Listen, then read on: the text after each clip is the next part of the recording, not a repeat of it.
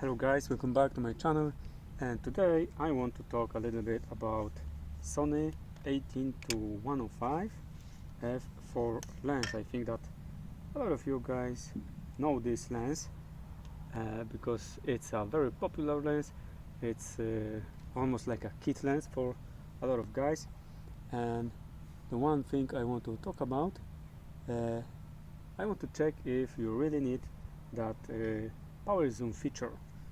As you can see right here, you've got that trigger or button, as you prefer, and it's allowing you to electronical zoom in or zoom out, and you can ask yourself if you need it or not. But for some guys it can be a deal breaker.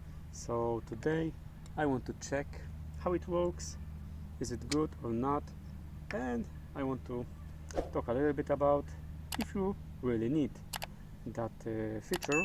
So let's go straight to the point and let's see how it works. Guys, you can see that here we've got that button,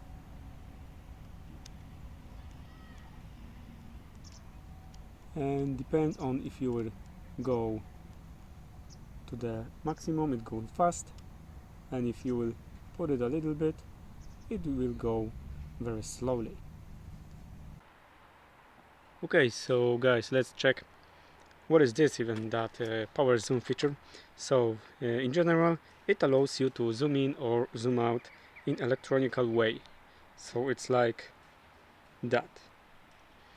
And now I'm on 105 and I'm going back to 18 millimeters, so that's the wide side of this lens. And the huge thing is that you can look, now it's the fastest way of zooming, and you can also, if you put that trigger a little bit, you can zoom in a slow way. So the main thing is that you can zoom in or zoom out in a very constant way without any jumps, shakiness or something like that. And that's your decide if you will use it in a slow way like that right now, or maybe you will use it in a fast way. So that's the main thing of that feature in here, and I like that thing because I think it's good for in general amateur use, but you have to ask yourself how often do you see, for example, in a professional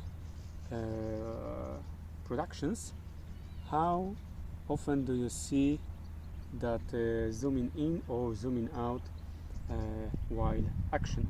So if you will be watching some movies or Netflix or wherever you want, just try to take a look how fast you are seeing that zooming in or zooming out in that kind of way, and I think that you will answer that you will see it almost like 0% or maybe 1% of time. So it's not a very popular way of using that kind of zooming in or zooming out. So I think it's especially usable in sports videography. So if you are shooting some kind of sports event or something like that, I think that this power zoom feature can be useful for you. Also, it can be useful, for example, like if there are children and you will go to some school event or some competition of your kids, and it's very nice to have it. I was using it in a similar way when I was shooting some kind of event, and this zooming in or zooming out during the show was a nice thing. So I think that you have to consider it, that the way you are going to use it.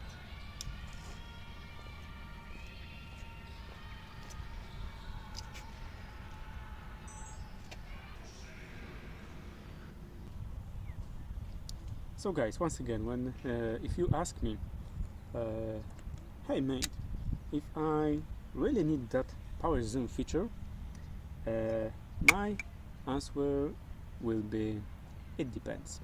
It depends, like very often in a photography world, it depends what you are going to do with that. And if you are thinking about some kind of professional way of using that zoom, it can work, but I think that you will not be using that feature, at least very often, because you will don't need that zooming in or zooming out, punch in or punch out. And if you are an amateur, if you are going to a family use, to a vacation and something like that, I think that it's thing that you can use most often. And I also liked using this power zoom feature instead of using that ring to zoom in or zoom out. So it's also very nice way of zooming in or zooming out, but it's a very but you have to keep in mind that it's using a lot of battery in your camera when you are using this electronical way of zooming in or zooming out. Okay guys, so thank you for watching this short vid. I hope that you will like, subscribe and comment below, and tell me guys if you like this lens, if you use this lens, and what's your favorite ways, and tell me guys what's your favorite way of using this lens. Okay guys, thank you for watching, see ya.